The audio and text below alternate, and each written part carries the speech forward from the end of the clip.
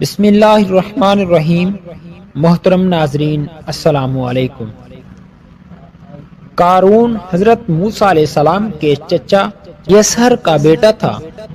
بہت ہی شکیل اور خوبصورت آدمی تھا، اسی لیے لوگ اس کے حسن و جمال سے متاثر ہو کر اس کو منور کہا کرتے تھے۔ اس کے ساتھ ساتھ اس میں یہ کمال بھی تھا کہ وہ بنی اسرائیل میں تورات کا بہت بڑا عالم اور بہت ہی ملنسار و با اخلاق انسان تھا، اور لوگ اس کا بہت ہی ادب و احترام کرتے تھے۔ لیکن بے شمار دولت اس کے ہاتھ میں آتے ہی اس کے حالات میں ایک دم تغیر پیدا ہو گیا، اور سامری کی طرح منافق ہو کر حضرت موسیٰ علیہ السلام کا بہت بڑا دشمن ہو گیا، اور اعلیٰ درجے کا متکبر اور مغرور ہو گیا۔ جب زکوٰۃ کا حکم نازل ہوا تو اس نے حضرت موسیٰ علیہ السلام کے روبرو یہ عہد کیا کہ وہ اپنے تمام مالوں میں سے 1000واں حصہ زکوٰۃ نکالے گا، مگر جب اس نے مالوں کا حساب لگایا تو ایک بہت بڑی رقم زکوٰۃ کی نکلی۔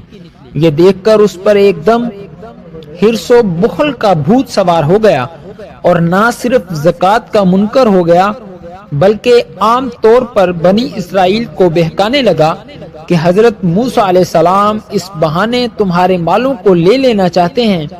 یہاں تک کہ حضرت موسیٰ علیہ السلام سے لوگوں کو برگشتہ کرنے کے لیے اس خبیث نے یہ گندی اور گھناؤنی چال چلی کہ ایک عورت کو بہت زیادہ مال و دولت دے کر آمادہ کر لیا کہ وہ آپ پر بدکاری کا الزام لگائے۔ چنانچہ عین اس وقت جبکہ حضرت موسیٰ علیہ السلام وعظ فرما رہے تھے، قارون نے آپ کو ٹوکا کہ فلانی عورت سے آپ نے بدکاری کی ہے۔ حضرت موسیٰ علیہ السلام نے فرمایا کہ اس عورت کو میرے سامنے لاؤ۔ چنانچہ وہ عورت بلائی گئی تو حضرت موسیٰ علیہ السلام نے فرمایا کہ اے عورت، اس اللہ کی قسم جس نے بنی اسرائیل کے لیے دریا کو پھاڑ دیا اور عافیت و سلامتی کے ساتھ دریا کے پار کرا کر فرعون سے نجات دی، سچ سچ کہہ دے کہ واقعہ کیا ہے۔ حضرت موسیٰ علیہ السلام کے جلال سے عورت سہم کر کانپنے لگی، اور اس نے مجمع عام میں صاف صاف کہہ دیا کہ اے اللہ عز و جل کے نبی، مجھ کو قارون نے کثیر دولت دے کر آپ پر بہتان لگانے کے لیے آمادہ کیا ہے۔ اس وقت حضرت موسیٰ علیہ السلام آبدیدہ ہو کر سجدہ شکر میں گر پڑے، اور بحالت سجدہ آپ نے یہ دعا مانگی کہ یا اللہ، قارون پر اپنا قہر و غضب نازل فرما دے۔ پھر آپ نے مجمع سے فرمایا کہ جو قارون کا ساتھی ہو وہ قارون کے ساتھ ٹھہرا رہے، اور جو میرا ساتھی ہو وہ قارون سے جدا ہو جائے۔ چنانچہ 2 خبیثوں کے سوا تمام بنی اسرائیل قارون سے الگ ہو گئی۔ پھر حضرت موسیٰ علیہ السلام نے زمین کو حکم دیا کہ اے زمین، تو اس کو پکڑ لے، تو قارون ایک دم گھٹنوں تک زمین میں دھنس گیا۔ پھر آپ نے دوبارہ زمین سے یہی فرمایا تو وہ کمر تک زمین میں دھنس گیا۔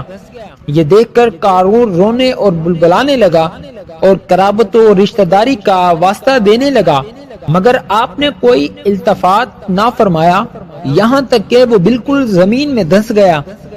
2 منحوس آدمی جو قارون کے ساتھی ہوئے تھے لوگوں سے کہنے لگے کہ حضرت موسیٰ علیہ السلام نے قارون کو اس لیے دھنسا دیا ہے تاکہ قارون کے مکان اور اس کے خزانوں پر خود قبضہ کر لیں۔ تو آپ نے اللہ تعالیٰ سے دعا مانگی کہ قارون کا مکان اور خزانہ بھی زمین میں دھنس جائے۔ چنانچہ قارون کا مکان جو سونے کا تھا اور اس کا سارا خزانہ سبھی زمین میں دھنس گیا۔ قارون کا خزانہ، اس کو قرآن کی زبان سے سنیے۔ اللہ تعالیٰ کا ارشاد ہے کہ ہم نے قارون کو اتنے خزانے دیے تھے کہ ان خزانوں کی کنجیاں ایک مضبوط اور طاقتور جماعت بمشکل اٹھا سکتی تھی۔ قرآن مجید میں ہے ترجمہ، بے شک قارون موسیٰ کی قوم سے تھا، پھر اس نے ان پر زیادتی کی، اور ہم نے اس کو اتنے خزانے دیے جن کی کنجیاں ایک زوراور جماعت پر بھاری تھی۔ حضرت موسیٰ علیہ السلام نے قارون کو جو نصیحت فرمائی وہ یہ ہے کہ جس کو قرآن مجید نے بیان فرمایا ہے، اسی خیر خواہی والی نصیحت کو سن کر قارون حضرت موسیٰ علیہ السلام کا دشمن ہو گیا۔ غور کیجئے کہ کتنی مخلصانہ اور کس قدر پیاری نصیحت ہے جو حضرت موسیٰ علیہ السلام کے ساتھ ساتھ ساری قوم قارون کو سناتی رہی۔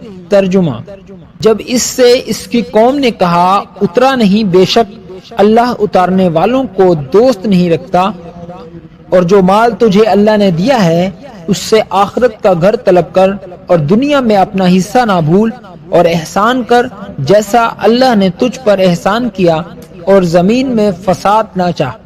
قارون نے اپنے مال کے گھمنڈ میں اس مخلصانہ نصیحت کو ٹھکرا دیا اور خوب بن سنور کر تکبر اور غرور سے اتراتا ہوا قوم کے سامنے آیا اور حضرت موسیٰ علیہ السلام کی بدگوئی اور ایذا رسانی کرنے لگا۔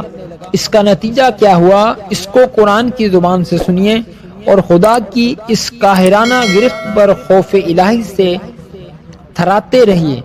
ترجمہ: تو ہم نے اسے اور اس کے گھر کو زمین میں دنسا دیا تو اس کے پاس کوئی جماعت نہ تھی کہ اللہ سے بچانے میں اس کی مدد کرتی، اور نہ وہ بدلہ لے سکا۔ یہ عبرتناک واقعہ ہمیں یہ درس دیتا ہے کہ اگر اللہ تعالیٰ مال و دولت عطا فرمائے تو اس فرض کو لازم جانے کہ اپنے اموال کی زکوٰۃ ادا کرتا رہے، اور ہرگز اپنے مال و دولت پر غرور اور گھمنڈ کر کے نہ اترائے، کیونکہ اللہ تعالیٰ ہی دولت دیتا ہے اور جب وہ چاہتا ہے پل بھر میں دولت چھین بھی لیتا ہے۔ ہر وقت اس کا دھیان رکھتے ہوئے تواضع اور انکساری عادت رکھیں، اور ہرگز کبھی انبیاء، اولیاء، صالحین کی ایذا و رسانی و بدگوئی نہ کریں کہ ان مقبولان بارگاہ الہی کی دعا اور بددعا سے وہ ہو جایا کرتا ہے جس کا لوگ تصور اور خیال بھی نہیں کر سکتے۔